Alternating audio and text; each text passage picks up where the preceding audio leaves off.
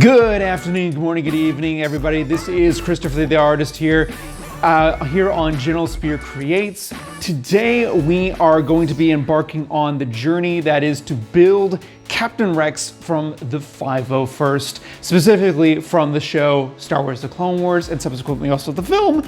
And it's going to be a very fun journey because I'm basically going to be doing a tutorial series of how to do and how to build clone armor. There are a bunch of different ways and methods out there for building armor for the 501st and subsequently also the Rebel Legion, as well as the Mandalorian Mercs. But no matter the method, it's always down to research and the tools and the materials and what it is that you're going to be working with. For the purposes of this series, we're going to be working with a very specific kit. Before we actually get started on the build of the series, I want to take this episode and go over the materials, the tools, the kit that we're going to be working with, and just kind of give people an idea of what it is that we're going to be doing for this series. There's a lot of methods out there for building clones, and especially in the realm, an era of 3D printing, there's a lot of 3D printed options to build clone armor with. It's not really been done a whole lot within the last few years, but it's a viable option for sure. However, for the purposes of this series, we're actually going to be working with an ABS vacuum formed kit.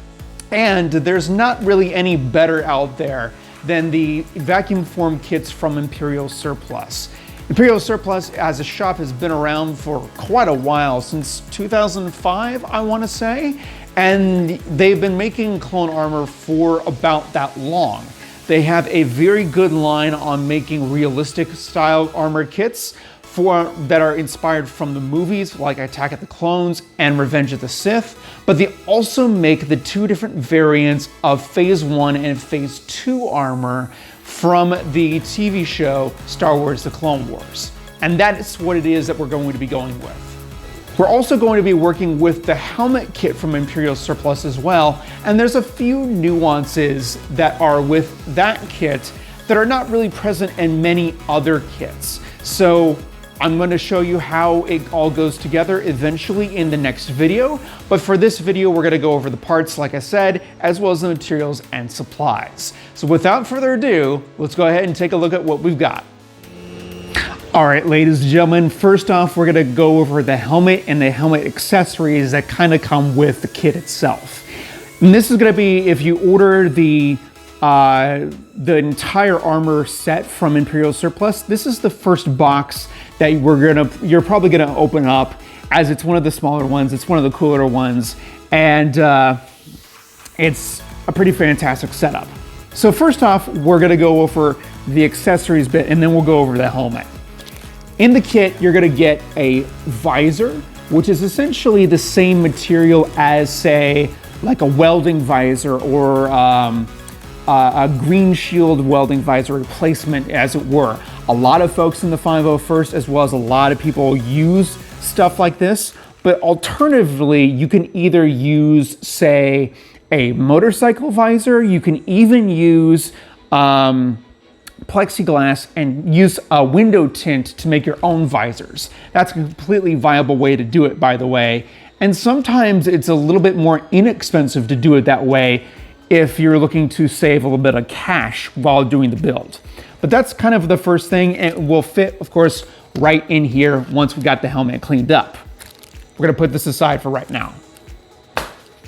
And then we have two Ziploc bags here that have some greebly bits as well as an accessory component. And we're gonna go ahead and open them up. The first bag actually has the rangefinder that's in it, or the rangefinder components, along with a little Imperial Surplus decal. Fancy that you can put like on your armor boxes and everything.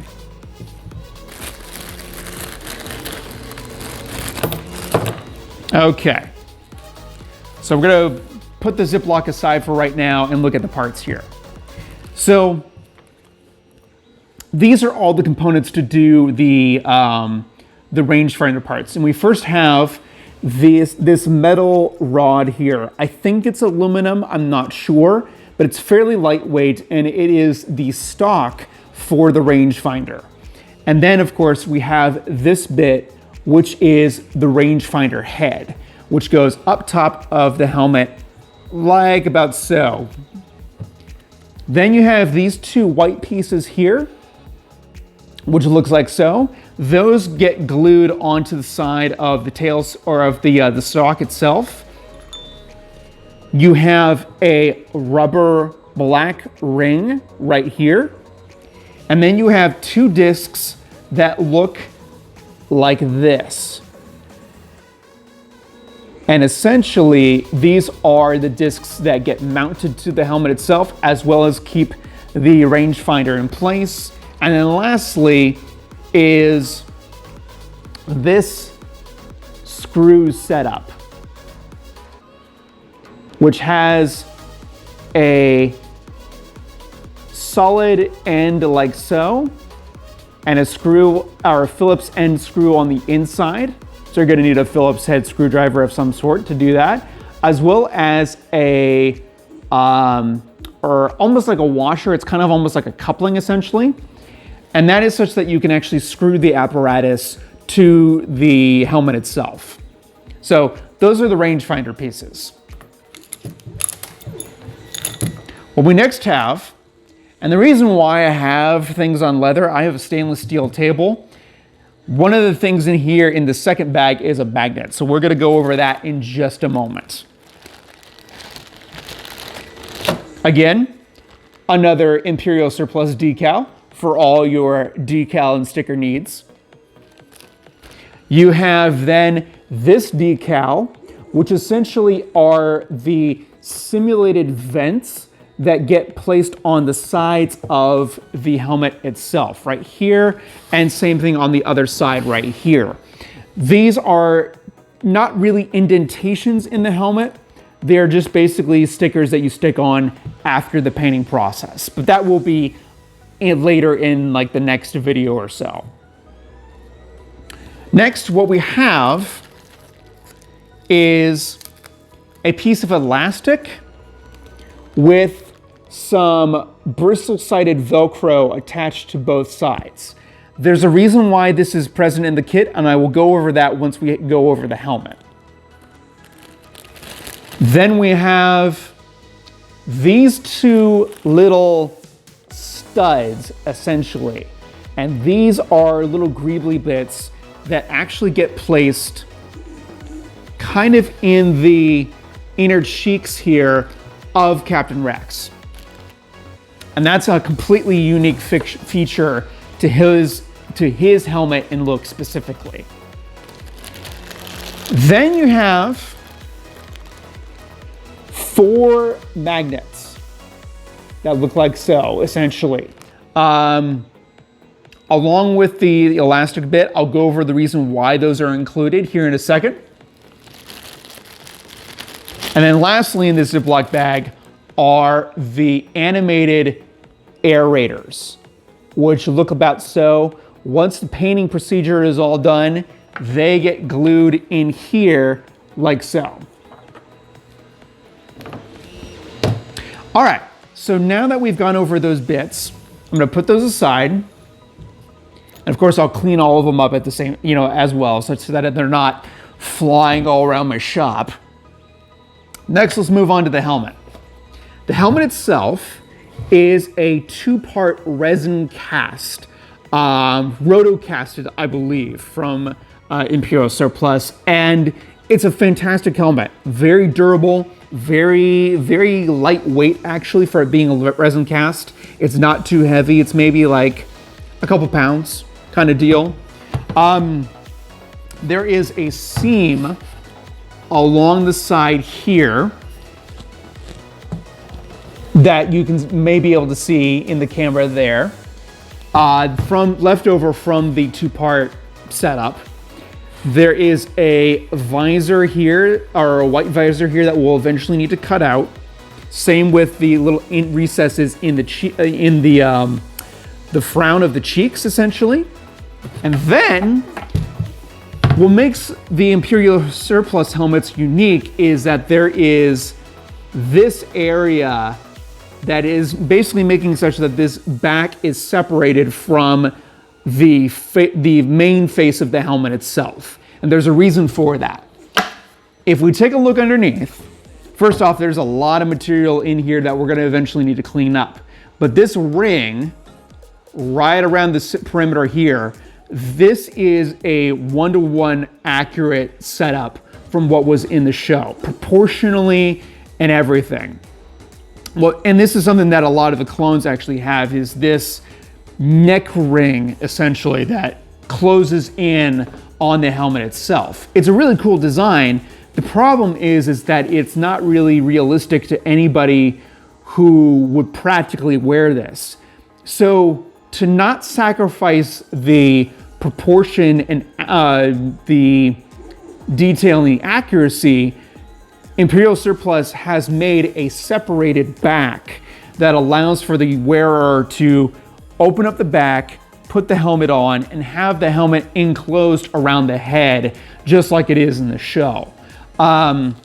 This is why there is this elastic band and these magnets. There's actually indentations for where magnets go down on the back tube, if you will, down here, on the sides, right here.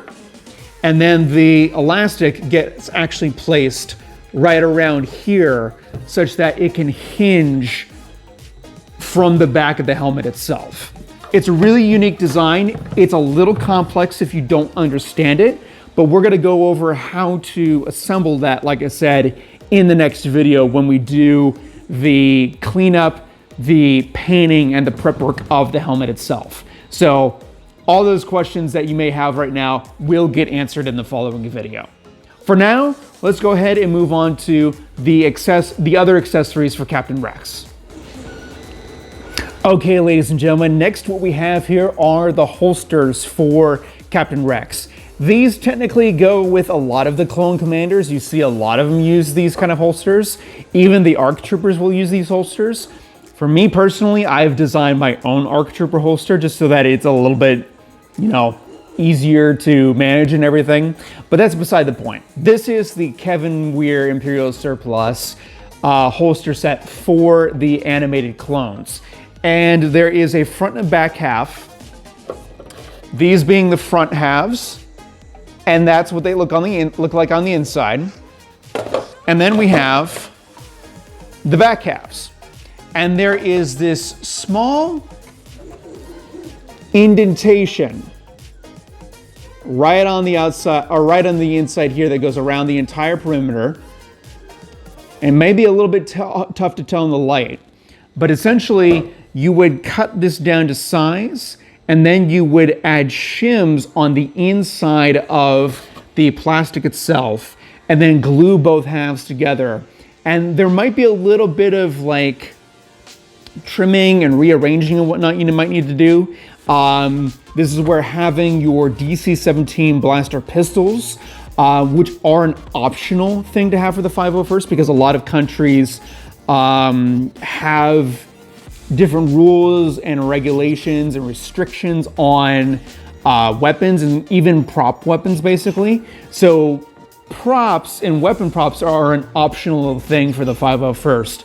But if you're wanting to wield DC-17s and are able to do so out on a troop, I would highly suggest making sure that when you trim this area right in here at the top of the holster itself, that you make sure that they fit pretty well. And this is after you've got, of course, both halves together to make sure that it fits well and everything, or at least test fit together.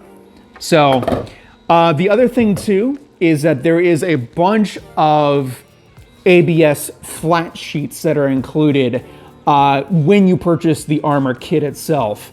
And those flat sheets can be used to design the straps that allow for the holster to hang off the belt as it does in the show. And we'll go over the construction and setup of how to do that, but that's what that plastic additionally is for. We'll get into the next accessory here in just a second.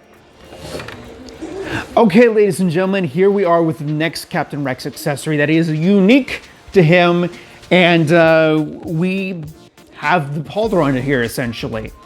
We start here with the base, which essentially looks like this when you get it out of the box, and it goes over the left shoulder here. And that's pretty much what it looks like, or more or less what it's going to look like for that setup. With the pauldron base, we also have the top pauldron pads, which are essentially these individual pieces that get placed and eventually glued over the pauldron itself, or the pauldron base itself.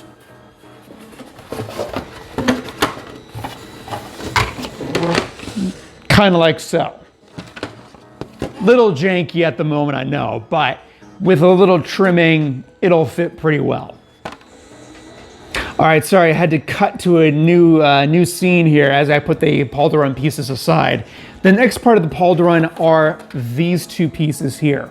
These are essentially your shoulder straps and your connection pieces to the actual shoulder piece of the pauldron. And sorry if I bumped the mic here. That's the front there. And then this gets wrapped around at the back here. These two pieces get connected up on the sides like so, and then the shoulder piece can go right in here. The next part has to do with the pouch of Captain Rex, and that hangs off the right side here in front of the chest. And what we have are a front piece and a back piece. And then we have this piece here, which is the lid of the pouch itself. And there's these little indentations. It may be a little hard to pick up on the camera, excuse me. Those little indentations are where this next part is going to go, which is essentially this little baggie here. And this little baggie includes not only another Imperial Surplus decal, but also these little buttons that get inserted into the pouch itself. And with that, there is also a hinge to make this pouch open and close. For me personally, I usually just keep them closed, but you do have this that allows you to actually open and close the pouch, which is pretty cool. And I'll show you how that's done, or at least I'll show you how I would do it. So that is the pauldron and pouch setup for Captain Rex. Now we're gonna move on to the armor. Okay, ladies and gentlemen, now we move on to the armor, and we're gonna start with the arm pieces itself. And we're gonna work our way from the hands all the way up to the shoulders here. And probably the easiest parts to assemble on this entire kit have to be the hand plates. In fact, that probably goes for a lot of the armor pieces or the armor sets out there. For Imperial Surplus's kit, for the animated setup, your hand plates look like this. They are connected in the sides here. There's a little bit of an indentation basically of where to cut. And all that's really needed is just to cut them out, separate them out, clean them up, and they're ready for paint and finishing. It's really that easy. And we'll get into how this is done when we get into the arm video, which will be a few videos down the line. But those are the hand plates. Additionally, we have the first part of what is the comm pad that sits on the right forearm guard, I believe. I have to double check that, but essentially this is the base for that, and then we'll have different buttons that we'll go over when we get to a small parts back. Next, moving up the arms, we have 4 pieces here that make up the forearm guards and the biceps. We have a left and the right of the top portion or the outside portion, and a left and the right of the bottom. And I'll show you what these look like. So this is the right, this is the left. It will be marked on the inside of which is which, but this is how the animated setup looks like fresh off the buck, where the forearms have the connected elbow plates on each side, as well as the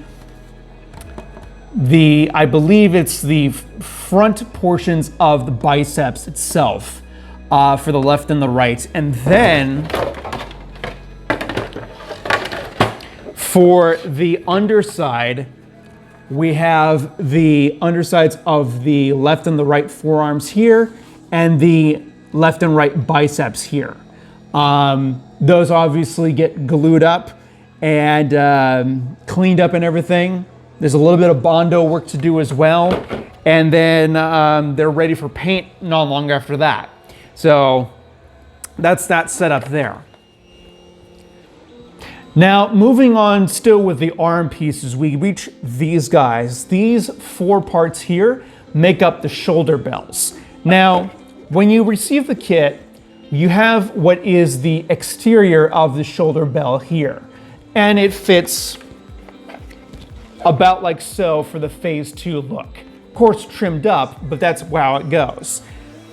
When I was first doing my ARC Trooper Havoc costume, which was the very first clone costume I did, it was the very first costume in general that I did for the 501st, I could not figure out what these were for the longest time. It took me a while to figure out that these fit on the inside of the exterior of the shoulder bell itself. These get glued in there, and these get trimmed up as one piece, and this will allow for the way that the curvature is on the inside. It'll actually allow for the shoulder bell to sit upright on the shoulder itself, as it does in the show. Because without this, it's much lower. So that is what this is. And for anybody who has been wondering what this is, now you know. Okay, here we are with the leg armor, and we're gonna focus on the thighs first. And we have, just like with the shoulder bells, we have 4 different pieces. A front section for the thighs in this case, and then the back to protect the hamstrings. That's what those look like upright. Just like so. There's a little indentation cut out for allowing for the knee to kind of just not lock into place, but kind of just to slot into, nothing too big. And then it's basically just trimming them all up, cutting them, and just basically going over all your edges, and then gluing both pieces together and cleaning up the seams. We'll get to those when we get into the legs. And then subsequently we get into the shin pieces. We have a front and back for the left and right of the shin guards. These are the backs, these are the fronts. And you'll notice for the front that there's an integrated knee piece that is basically what is in the show for seasons 4 through 6. And then season 7, there is actually a separation for both the knees and the arm pieces. I know this having done my ARC Trooper Jesse build, which is the CRL model for the 501st currently. And it was separated knees and elbows for that. In this case, I'm just going for a 4 through 6 look in terms of just having the connected knee plates and the connected elbows subsequently. So that is how those are. And we got one last additional piece that I'm going to show you, and I'm going to show you both in a screenshot as well as the actual pieces for this particular part itself. I'll explain here in just a second.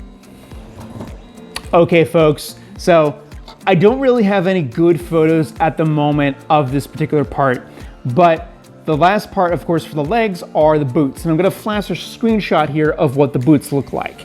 In this case, these are of course cleaned up. They're not weathered at all, but these are the boots that I use for my clones, and I plan to use them interchangeably with Captain Rex as well. They are from Crow Props, which is a shoemaker that does all sorts of different boots for costumes from the Legion. You don't have to get these boots, but they are a really nice, accurate setup. And he has not only the animated style boots, but he also has the realistic style. So keep that in mind when you're ordering a pair. Alternatively, now that we're back here from the screenshot, we have these two ABS pieces. And you may look at these and go, what the heck are these? These are and have been affectionately known as what are called the headphones. And these headphones are the strap that goes over a clone boot itself. Specifically, these were made in the mindset that if somebody wanted to do their own boots, like say just get a set of Chelsea boots or something of that nature, paint them up, you would need something like this in order to do those boots up. And Kevin Weir from Imperial Surplus includes these two items that you can cut out and all that kind of stuff. I am not going to do a video on how these go together. I just want to do that as a fair warning. I will probably go over the rough trim line here. I mean, it's pretty obvious where your trim lines are basically. And if you look at the photos, you can see where these go. But I am not going to do a video on the shoes specifically because A, I already have my own boots. B, there's been a lot of other people out there, especially on the CTD forums, that have done their own boots and have shown some of the processes of how to do that. So I'm not going to do that for the sake of this particular tutorial series. However, I am showing you the pieces so that you all know what these are, and so now you know how to proceed. So let's go ahead and proceed now with the next armor pieces. Okay, next we move up to the cod section. We have the cod piece here for the front. We have the posterior plate here. And then we have these two side straps that actually get placed on the inside of the apparatus itself. You can either glue these entirely such that you have a slip-on, like almost like pants or like underwear, or you can both glue and Velcro these such that you can actually take these plates on and off for not only easy suit up, but also easier storage. I am opting to do the second approach, which is, in my opinion, a little bit more of a superior one, just because it's a little bit more maneuverable and everything. You're able to suit up basically by yourself at that point. And it's really just a nice way to go. And so these side pieces, I like to glue mine to the back so that they go like that. Place some Velcro right here on the sides, and then connect those up like so. Now you'll notice that there are some indentations here on the belt, or where the belt would go. And it's noticeable on both the posterior and on the cod piece itself.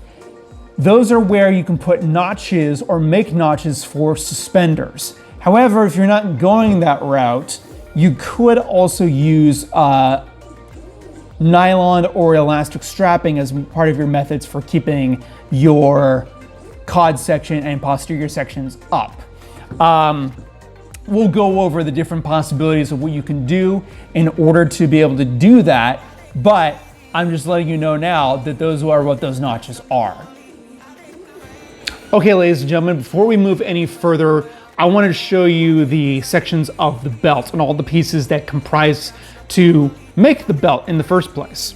First off, we have the front and the back sections for the belt itself, and they get wrapped around the outside of the cod and posterior plates. And we'll show you, of course, how that goes together in the assembly video for that.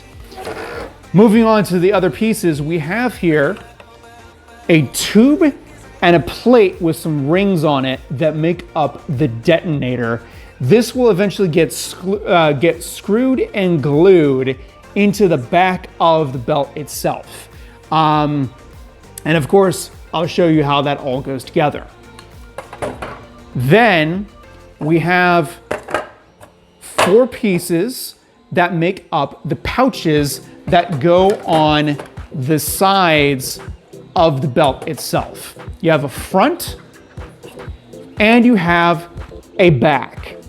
Now, sadly, I've misplaced the bag for this setup, but remember the hinge, the brass hinge that was with the pauldron pouch?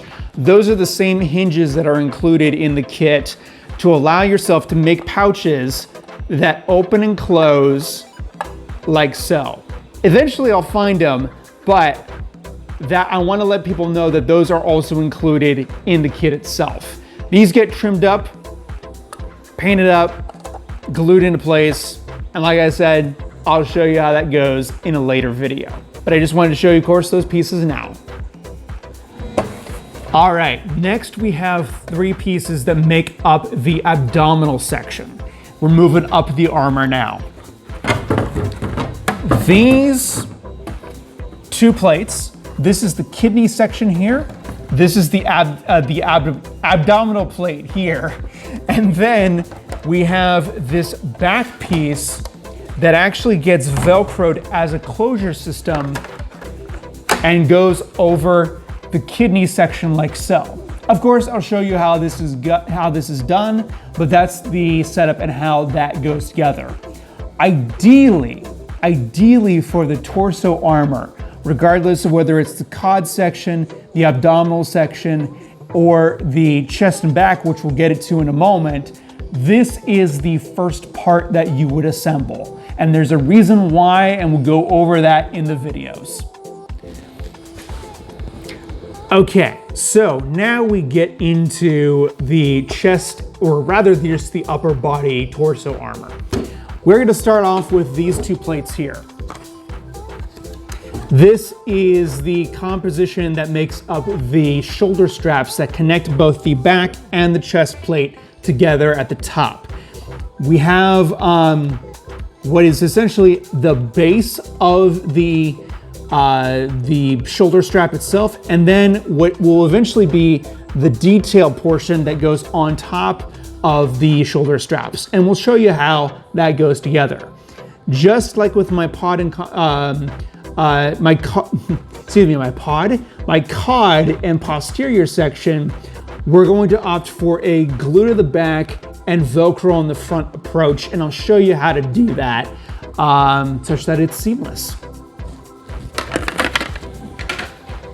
Next then, we have these 2 pieces here that allow you to glue on this surface here and Velcro on this surface here. And these act as your side shims for the back and the chest plates. So those are included in the kit. And then we get to the back and the chest of the armor itself. This is what the Phase 2 animated kit looks like. Very different, or not very, but different enough from the Phase 1 animated setup. And these are what these 2 plates look like. And all that they need is a little bit of trimming, a little bit of work in there to clean up. If you're a bigger person, the back piece is what you would shim to make sure that you've got enough room for your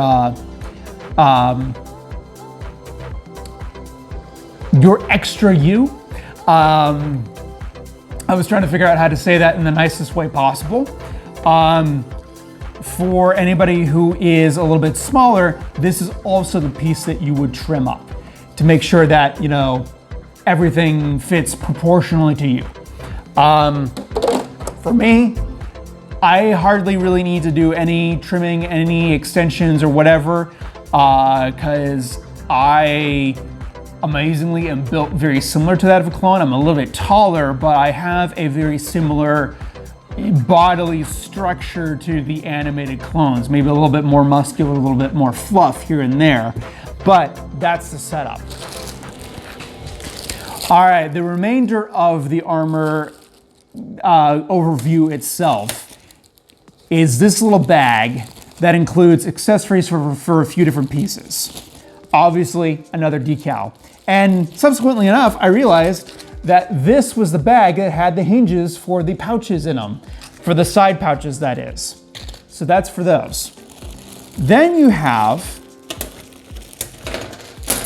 these resin pieces here. There are 4 circles,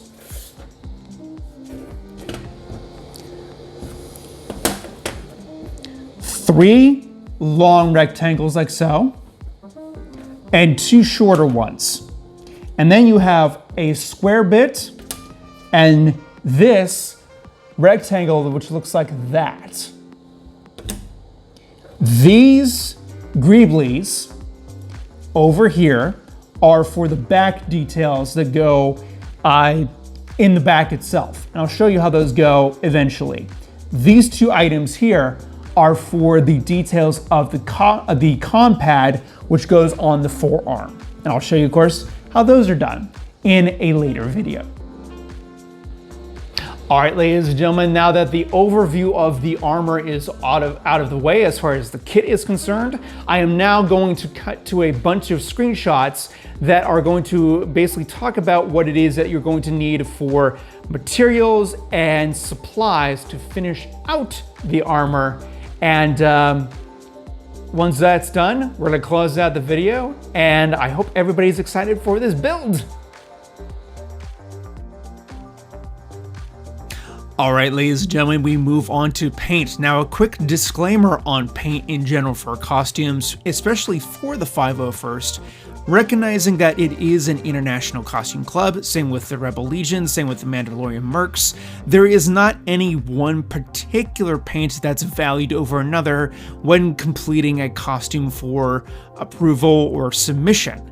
However, that being said, I am going to provide you all with the paint that I use for my builds. I am a user of the Rust-Oleum brand, and I'm aware that it's not available everywhere, but I am going to give you my lineup such that people can color match as needed.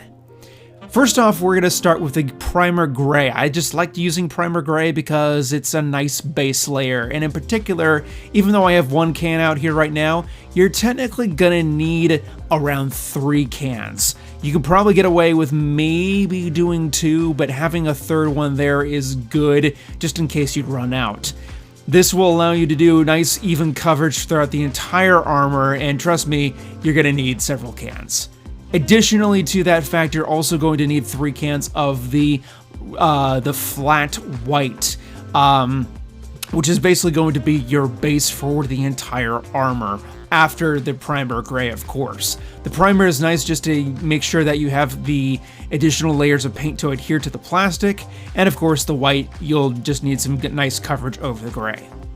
For the blue markings for Captain Rex, I am using a bottom layer of Rust-Oleum's Brilliant Blue, and then I'm misting it with a top coat of Deep Blue. This gives me that pretty similar to the iconic look of the 501st Blue that's present in the Clone Wars, and of course on Captain Rex itself.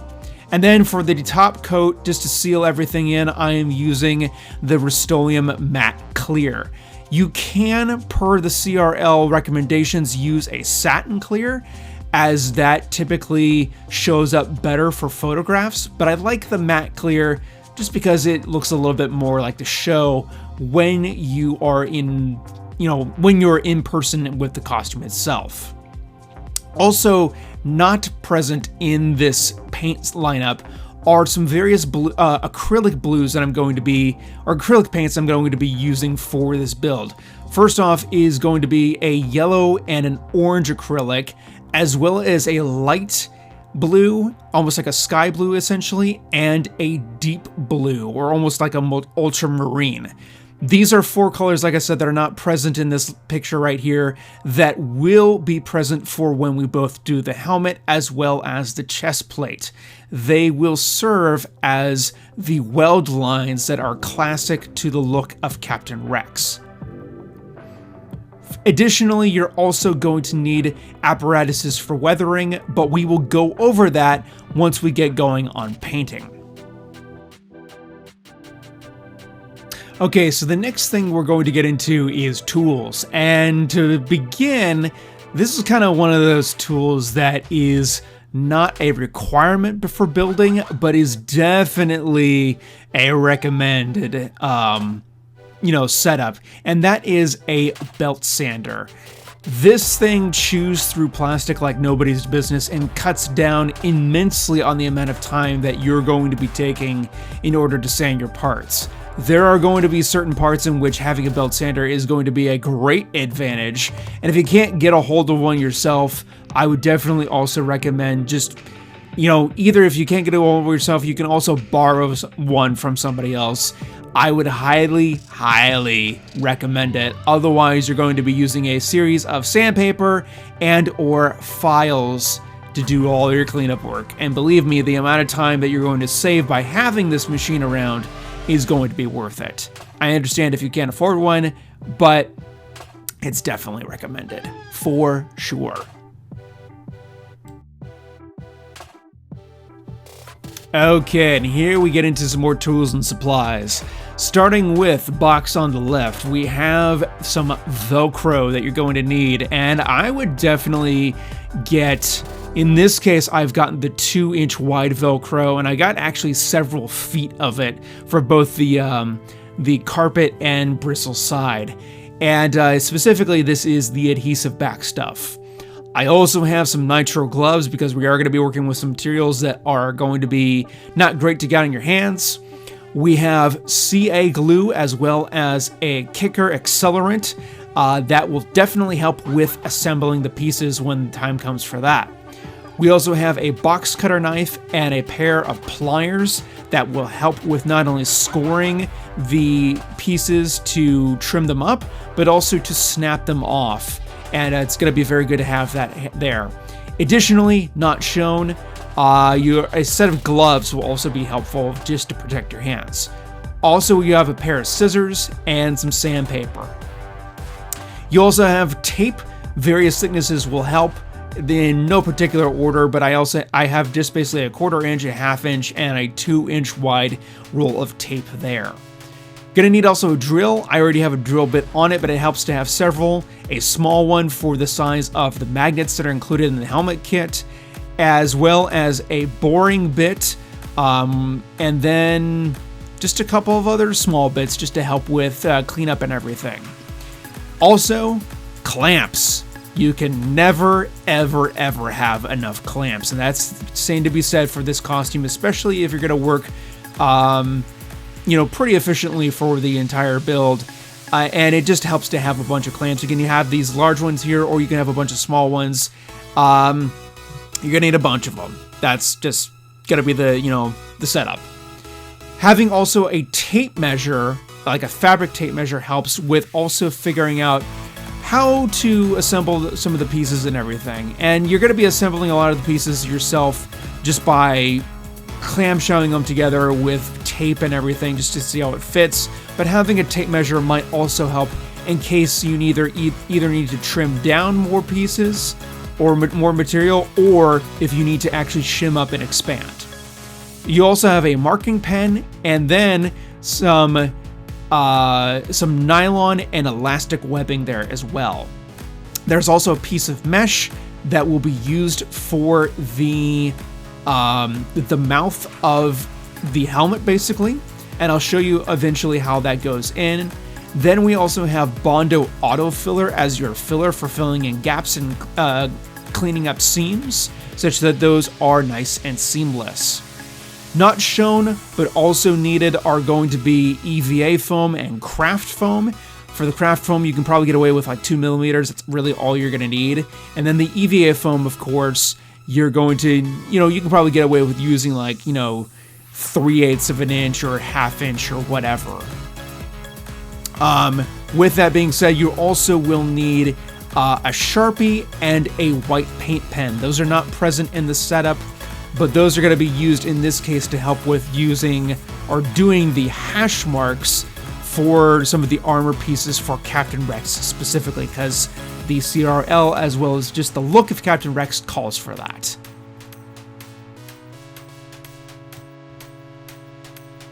Okay, ladies and gentlemen, the next tools we're going to be discussing here, first off, as showing on screen, is a rotary tool. You definitely don't need like an expensive rotary tool. Any really run-of-the-mill rotary tool will do. As long as you have a couple of cutting bits, preferably the diamond ones, just because those are gonna, go ahead and go through like pieces of resin and plastic with no real problem at all, as well as then some sanding discs, because those are definitely also going to be needed. You're gonna need quite a few of them, because you might burn through, maybe getting like 5 or so at the most should be fine, as you will have a bunch of cleanup work to do. Having sandpaper is a good thing, but having these sandy discs with a rotary tool is definitely and highly recommended. The next tools that you're going to need after that is definitely, and this comes as a massive recommendation, a file set. There are going to be places and nooks and crannies that you're going to need to get into that simply just having sandpaper alone won't really fix. And having a file set that has various different sizes is going to be crucial for this build, and I cannot recommend these enough. Seriously, just go out, spend a few extra bucks, get yourself a really nice file set. And I would also, as seen on screen here, if you can, I would get a wire brush just in case you need to clean up your files, because you're going to be going through a lot of material. For the resin cleanup specifically, it's very good to have that wire brush just so you can clean out the grooves of the files, just to make sure that you can keep them fresh as possible, such that you are not wasting any of your time assembling this kit. I personally found these to be quite useful, and I honestly just can't recommend them enough. So definitely take the extra cash to go out and get yourself a file set.